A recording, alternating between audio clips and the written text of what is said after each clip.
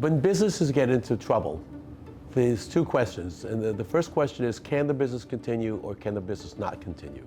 If the business cannot continue, then there are many, many ways in which a business can close its doors. And that's something that's very important to think about.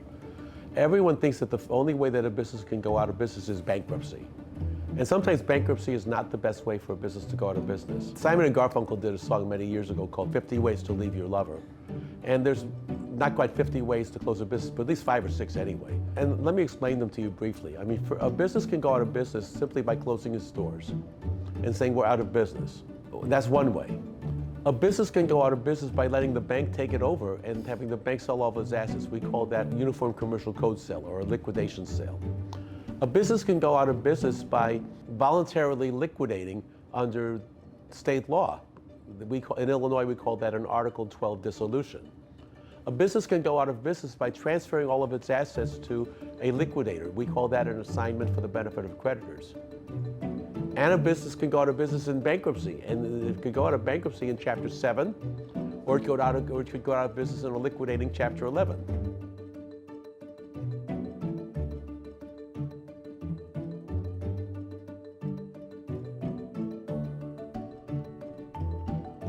That's 7 different ways that a business can go out of business. And so how that business can go out of business is determined by the particular facts and circumstances of the case. And so you really have to think about what's best for the business when we're doing that. And when we think about what's best for the business, we have to think about also what is best for the people behind the business, because the business itself is frequently a corporation or a limited liability company with no assets beyond its capital, but almost always the people behind the business are on the hook for liabilities of the business. And so we must think about the consequences of the individuals behind the business as well as the business itself. That's the first point. That's going out of business, okay? But now sometimes a business is not going to go out of business. Maybe the business is in trouble and the business can recover. Maybe the business has had a temporary setback. Maybe the business has lost its principal customer, but it's going to find new customers.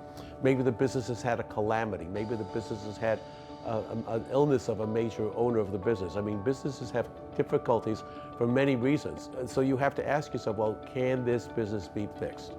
Can this business heal? Can this business recover?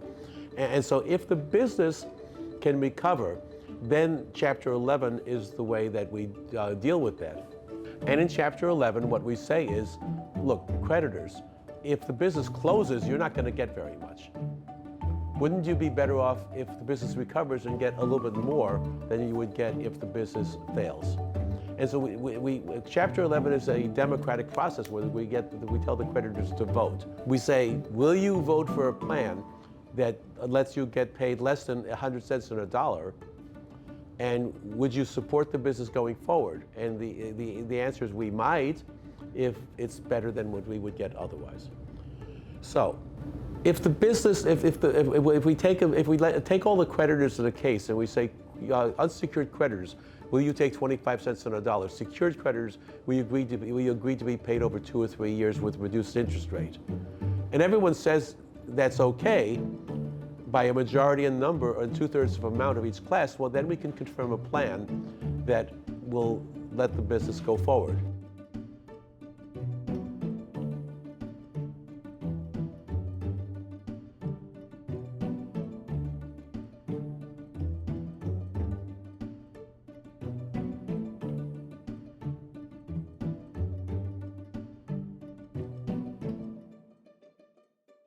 The only catch to that is that the owner of the business needs to throw some money in the pot too, maybe, in order to show that he's got some skin in the game.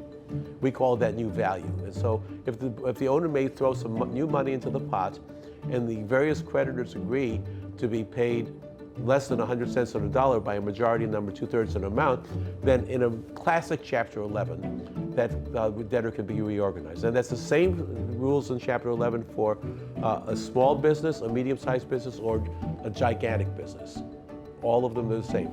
A majority number of 2/3 of the amount of each class affected agree to the plan, gives the creditors more than they would get in liquidation, and if the owner wants to keep equity, the owner's got to throw some new value in. Okay, that's Chapter 11 in a nutshell. There's a new flavor of Chapter 11, though, which is very interesting and very helpful for smaller businesses. This is called Subchapter 5. And I do a lot of work in Subchapter 5 because the overwhelming number of businesses in this country are small businesses, aren't they? In Subchapter 5 is different because in Subchapter 5, a small business, a business with less than $3.4 million of debt, can confirm a plan easily, quickly, and without a lot of the hassle, and without a lot of the stress, and without a lot of the red tape that would exist in Chapter 11. No creditors committee, no payments of trustees' fees, much simpler than in a classic Chapter 11 case.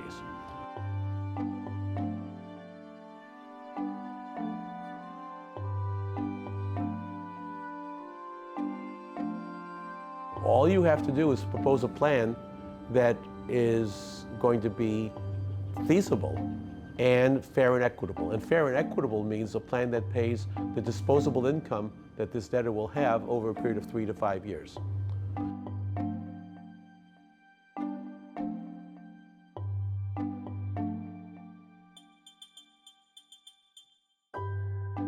If no one objects to the plan, or even if someone does object to the plan and the plan still is fair and equitable because it pays the disposable income for a period of 3 to 5 years, that plan can be confirmed over the objection of the creditors, a non-consensual plan.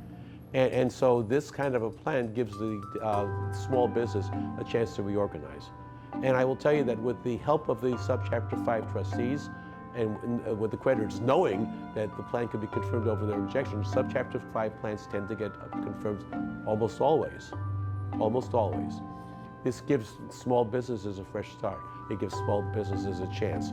And so small businesses now know that they have a chance that they would not have had otherwise. Now, we have to prove that the plan is feasible. We have to prove that the business can go forward. It's making the changes necessary to be successful, but lots of times they can do that. Lots of times. And Subchapter 5 has been very successful. There was a period of time during COVID where they increased the size of Subchapter 5 to over $7.5 million. And after COVID was over, after the CARES Act expired, it reverted to $3.5 million now, 3.4. But I do think that Congress is going to work to raise that level again to maybe $7.5 million.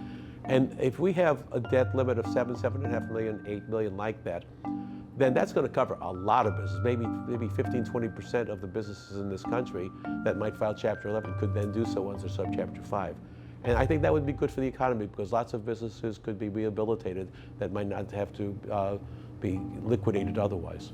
And the purpose of Chapter 11 at all is to say, look, you have a business which is a good business, a viable business, but you've had a catastrophe or problem that's confronting you. We'd like to fix it. So let me give you a big example, let me give you a small example.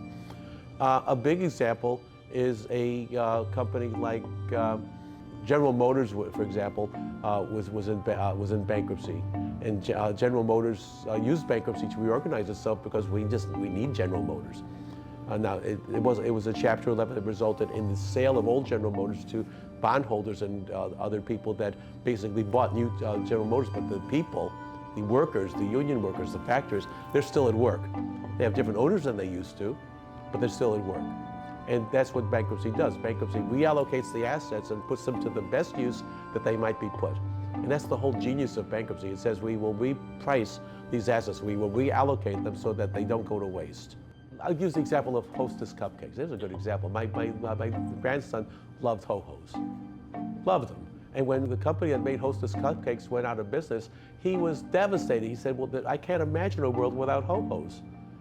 But I guess someone else couldn't imagine a world without Ho-Hos. What happened was that the asset, Ho-Hos, the recipes, Ho-Hos, was put up for auction in the bankruptcy of the company that went bankrupt. And they then bought that asset, and now Ho-Hos are made by that new company because there is not a world without Ho-Hos, there is a world with Ho-Hos. And so Ho-Hos was a perfectly fine asset. It's just that it was not a good asset in the hands of the company that was making it before.